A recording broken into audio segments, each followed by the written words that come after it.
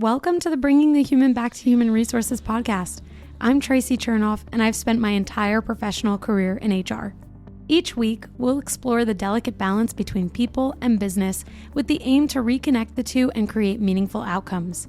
Listen in as I share my own experiences, challenge the status quo, and chat with guests from various industries about our mission to bring the human back to human resources. Hi, everyone. Welcome back to the Bringing the Human Back to Human Resources podcast. Thank you so much for being here for another week. Don't forget to rate, review, and subscribe wherever you're catching this episode, whether you're watching, listening, or consuming this content in some other way. This week, I'm not going to belabor this point. I just want to preface by saying, and I know that this is in my show notes, and most of you probably already know, but I want to say this again, just to reiterate. My opinions or whatever I share on this episode are my opinions alone. They don't reflect the opinions or thoughts or strategies of my employer or really of anyone else's opinions, just my own. I'm going to talk about a topic and potentially a person that could make people feel some kind of way. So I'm just going to I just want to again say that anything that I say in this episode is not a reflection of the company that I work for, anyone that I work with or work for, and that's that. So these are just my opinions. I'm going to talk about AI a little bit, but really I want to talk about some recent layoffs and some articles that I've seen from notable HR people. One person in particular is Josh Bersin, who is a very well-known HR voice, just generally, like in business, but also, of course, in HR. And he's actually really someone that I deeply admire, that I think does really great work. However, his recent takes on some situations that involve AI, allegedly, are not, to me, takes that I would expect from him, and I would say are hot takes. So this may be a little bit more of a controversial episode, but I'm okay getting into it because it is ultimately, I think, important to talk about these things that come up in business and in our industry and in our practice, and to be authentic about it. And if you've been here a while, you know that authenticity is very important to me and being genuine is very important to me. And so anything that I ever do with my podcast or my quote unquote platform, if that's what we want to say, is always going to be authentic to what I believe, what I do, and who I am. And it's not to say that that isn't the case for others, but I just don't really love the perspective, I guess, that I've been seeing online recently. So let's just jump right in. First and foremost, I do think that there is a real need for us in HR to reset the way that we think about AI and really the narrative. And I think this title that I'm referencing here from a Forbes article, Human Resource Leaders Need to Reset the Narrative Around AI. I am borrowing from that title because it's a good one. The first sentence here is HR gets a bad rap. And I do agree. And I think, when I think about how AI has been such a leading discussion point or topic, not only in HR, but in business and in society, it's important that we understand it. It's important that we understand how to use it. And it's important, I think, that we also understand when it impacts or affects jobs and when it doesn't. So that's going to be our foundation for today's or this week's discussion and this week's episode. Now, I want to jump back into what I kind of originally started talking about, which was this perspective that I've been seeing online. So to kind of set the stage here, a couple weeks ago, by the time this episode airs, some pretty large companies recently had a reduction in force. And so these companies in particular are Intuit, which is a financial software company for businesses, and UKG, which is an HR software company, laid off really a significant percentage of their teams. UKG laid off about 2,100 people, or 14% of its workforce, and Intuit laid off, if I see here in the article, about 1,050 people who they said were underperforming, which is about 10% of their workforce. So significant. To me, if you ask me, even 1% of an organization is significant. 1% of UKG would be 150 people. So it's significant either way you fold it. But of course, when we think about 14% or 10%, those are some pretty significant numbers. Again, I always like to lead with the actual number of people because it's easy to wrap things up into percentages. But actually, when we understand that 14% represents 2,100 human beings who now no longer have employment, that's, it's kind of important to see that picture versus the percentage. So, I could see someone saying like 14%, that's not so major, no big deal. But 14% of any company is large. That's almost a fifth of an organization. So, I always think it's important to break down or to really showcase what the percentage actually means. So the reason why I want to talk about this is because Josh Bersin, again, very notable HR voice and HR professional,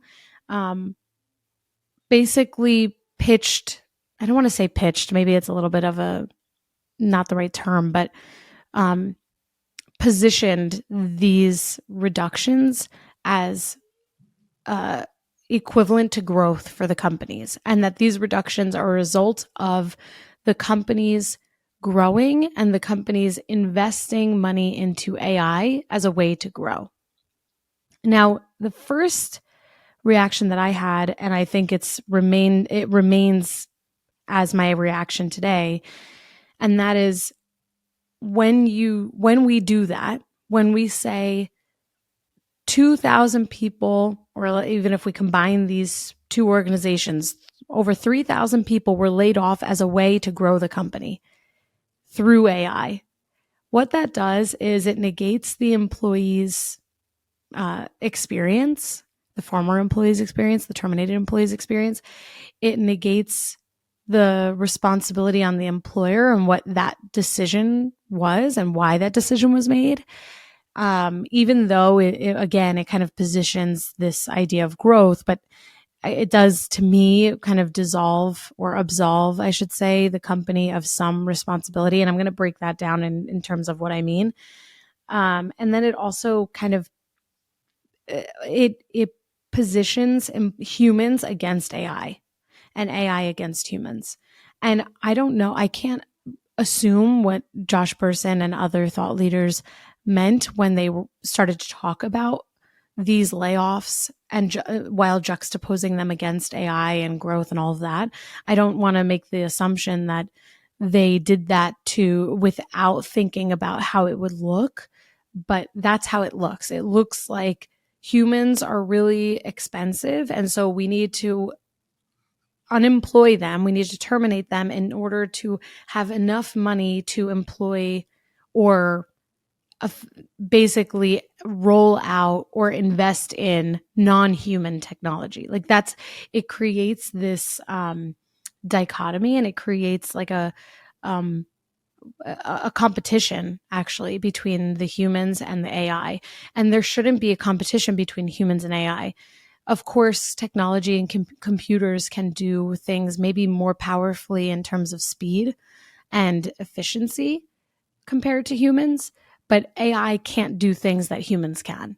And this is where, as HR leaders, we really need to understand, what is AI capable of? How can we leverage it in order to do a better job and in order to be more efficient and more effective? And where are humans best suited? Now, I'm not going to go on record and say UKG did a bad thing or Intuit did a bad thing, because I don't really know, and I probably will never know the true reason why they decided to have a reduction in force, which, by the way, reductions in force are totally normal.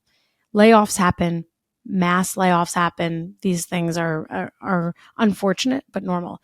I think the challenge that I have is that we are seeing the conversation move away from what the company's decision was and move into, it's okay that there was a reduction in force, and here's why. And it's because the company is investing in AI. Ultimately, and this is kind of what I earmarked before, which is that I would come back to something that I would come back to, which is that when layoffs like this happen, I really believe that it's a reflection of poor planning on the company's part, whether that's, business leaders in the C-suite or in HR collaboratively, right? Because all of us know that HR does not make decisions to lay off employees. And they don't make these decisions in a silo. In fact, it's other business leaders who generally make these decisions, and it's HR who supports. And it's not to say support in a positive way, but supports in the logistics of these decisions.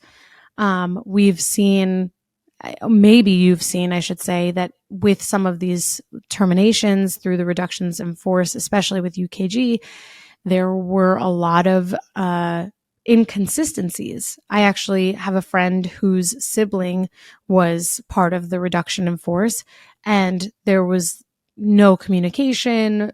There was communication last minute, and then basically a disabling of access, which is a normal part of the process.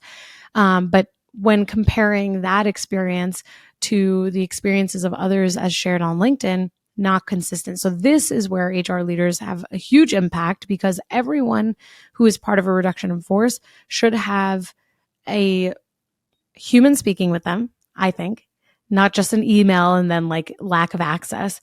And there should be consistency in the approach, and managers should be notified first, like all of these things. And I'm not going to go into all of that because that's really not the point of this episode. But if you do some research, you'll see that there's a lot of feedback around how these people were laid off and how they're feeling now that this happened. And by the way, I'm just going to add this one other point here. My understanding is that then there was a bit of a rescinding of the reduction, and some people were asked to come back. So basically, my question is, WTF is going on? Why is this happening? And so when I take all of this context and I think about, okay, these companies had a reduction in force. We have a key HR leader saying that the reductions in force are a result of companies investing in AI to drive growth, and then companies asking for employees to come back after they've laid them off. It's just giving messy. That's all it is. It's giving messy, and it doesn't, to me, I'm walking away with a feeling of we need to do better. The whole purpose of my podcast, as those of you who have been listening, or maybe you're new here, my whole ethos around starting this podcast is to destigmatize HR, challenge the status quo, and bring humanity back into what we do, into our practice. And all of this is ripe for opportunity. It's okay to make mistakes. We have to learn from mistakes when we make them. But it's almost like I have feedback for the companies, and then I have feedback for Josh Bersin and other HR leaders. And I realize that I'm putting Josh Bersin a little bit on like a platform here where it's almost like a roast, and I'm not really intending to do that. I would love to speak with him directly about this, but I'm like a small fish and he is a big fish. So, we'll see, maybe one day. But we can't, to me, okay, I'm going to be frank. It's irresponsible as HR leaders to put humans and AI in competition of one another. And it's irresponsible for us to say that reductions in force are moves to grow companies. They're not. They are moves to save money, potentially, or to recoup losses, like if a company is struggling financially sometimes, or if it's a performance-related issue. Certainly we see that, but I would probably assume that 14% of the organization or of UKG was probably did not have a performance issue. And also, when these reductions in force are happening, there is, other than the lack of performance or company perform, and when I say lack of performance, I mean with the individual, lack of performance with the individual, lack of performance at the company level, needing to recoup losses in order to, kind of gain some runway for a company, like if it's a budgetary decision, or if they just overhired. And this last point for me is really what I was kind of referencing with like a lack of planning and a lack of strategy by business leaders within an organization. You just can't reasonably say that you're laying off 14% of an organization in order to grow. Maybe in some small fraction of my mind, I can see where that could be a possibility, but not when like a week or so later, people are then asked to come back. That doesn't make sense to me. And I think also, like, when a company says, okay, we're going to, reinvest and use this to grow, it's not showing like a long-term strategy as like the thought process, because of course reductions in force, as I said, they happen, they're normal, and they do take significant thought, I would hope, and work in order to, kind of proceed logistically.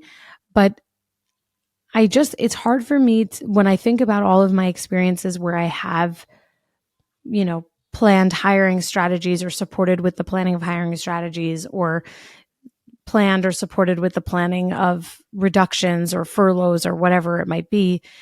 There is a longer, like, that's a short-term event, usually with a long-term strategy, or there is a long-term strategy that was missed. Again, I can't reiterate this enough. Humans are not in competition with AI. They're two totally different resources. And this is actually one of I think, the biggest reasons why Lattice, an HR and performance, or talent, I should say, talent management system, received such backlash a couple weeks ago after they announced they were going to roll out the technology that allows companies to, quote unquote, like, hire and onboard and basically manage digital workers, aka AI bots. Like, I have a huge problem with that because, again, humans and AI are not in competition with one another, and we have to see that differently, and we have to leverage AI, not employ AI. Leveraging is very different from employing, and when it comes to like a tool or a resource. And I think this, again, is probably where I'm struggling to articulate some of the issues that I have with the way that Josh and some other HR thought leaders have been pitching these decisions from these major companies. And actually, I realized I misspoke a little bit earlier. Intuit has laid off 1,800 people. It was that they said, the CEO said that 1,050 employees are underperforming. First of all, like, that's a lot of information because if I worked at Intuit, I would be like, am I one of those 1,000 people? And if they don't know, that's not great. Hopefully they do know. And also, why weren't they part of the 1,800? Like, if you have 1,000 people who are underperforming, then the 1,800 should have been comprised of those 1,000 plus, 1,000 plus, and the remaining 750, maybe I can understand that a little bit differently. It just doesn't make sense. And in Josh Burson's article here, he mentions that UKG has around 15,000 employees, and they laid off 14%, 2,100 employees. And he asked, why would they do this? Is this a sign of a slowdown? And he wrote, according to the CEO, the answer is no. Rather, the company wants to double down on its investments in AI. And it continues, they want to spend more money on marketing, advertising, AI platforms, and customer support. As a business decision, so this is where Josh continues, this is how PE-backed firms operate. They can afford to make big decisions for financial opportunity, and this move will save $250 to $350 million, which they can invest in AI infrastructure, et cetera, et cetera. He says, remember, the UKG brand is only 4 years old, which is not exactly true because there was a merger between, and I should say an acquisition between Ultimate Software and Kronos, so sort of. So then he writes, the story makes perfect sense. This is not a, quote, downturn in the market or, quote, failure to execute, rather a redeployment of resources to new strategic areas. And it teaches business leaders a lesson. Sometimes you have to get smaller to grow. And that's the new business lesson of AI. I disagree. Firmly, strongly disagree. I think that's kind of like, what's the saying? Like when you put lipstick on a pig? That's that. Sorry. Sorry, not sorry, maybe is the message. No, certainly where I'll say yes, you can absolutely redeploy resources to be strategic. Hiring, though, happens it happens constantly. It's evergreen. 365 days of the year are companies hiring or losing people. If you want to redeploy resources in a strategic way, you're going to be thinking about that long before today. And so I can only imagine that if this was their goal for maybe a year plus, that they could have changed or adjusted their hiring strategy. They could phase their growth and their rollout. I mean, listen, I'm not a CEO. I'm not in the position of having to, make or break business strategies like this. But it's really hard for me to, I guess, like reason why 2,100, like saving $350 million today and then asking some people to come back is an example of redeploying resources. Because I guess then it begs the question of, well, if that's happening, how is that AI managed, regulated? Who is it impacting? What resources are you going to need in order to deploy those tools? Like, I just wouldn't be surprised if there was more to come from this. I think it's one of the reasons why most of the time reductions in force are usually a reflection of lack of performance, either by the individual or the company, or poor like hiring and planning decisions made from the last, however many months or years. And I just think this really absolves the business leaders of the responsibility that they had when they were making decisions to hire all of these people.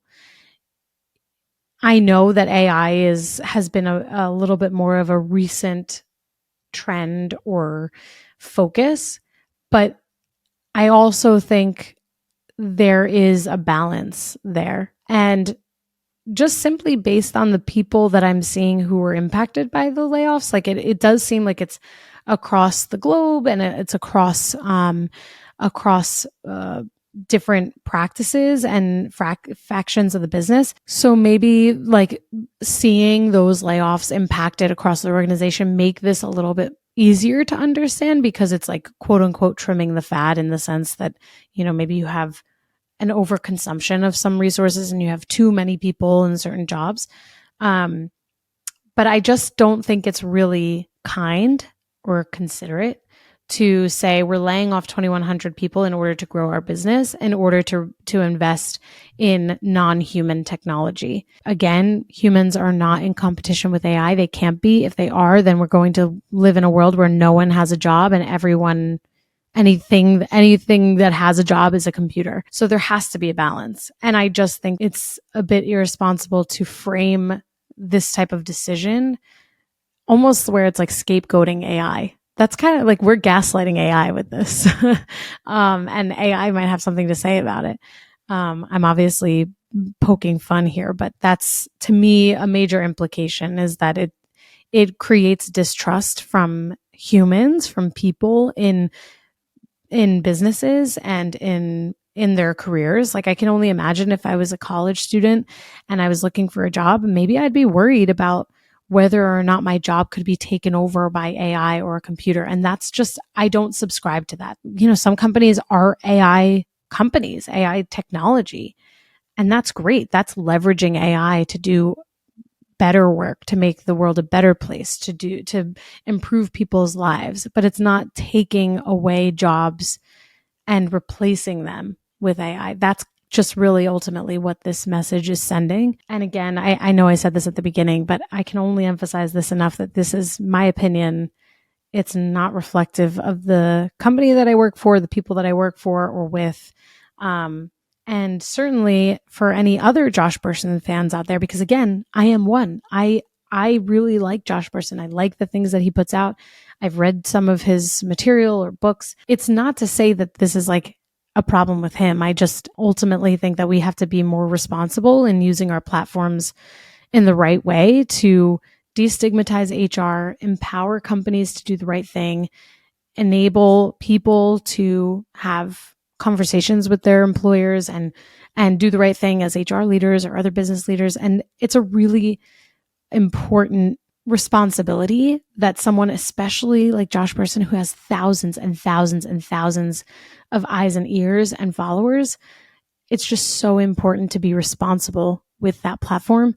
And, you know, maybe he actually really feels that this is a growth move and that, you know, almost 4,000 people, you know, unfortunately lost their jobs, but this is going to be better for the companies and better for society. But I think it's healthy to disagree with people, and I think it's healthy to disagree with people that we admire. And it's really important to be able to have these conversations. And if anyone knows Josh Bersin personally, let him know that I am, you know, I really do admire him, but I don't agree with his current take on this topic, and that I'd love to speak with him directly. Maybe we can have a conversation. This is me dreaming big here, because again, he's a super big fish and I'm like a tadpole. For all of you who maybe are still afraid of AI taking over, or are one of the impacted by some of these decisions,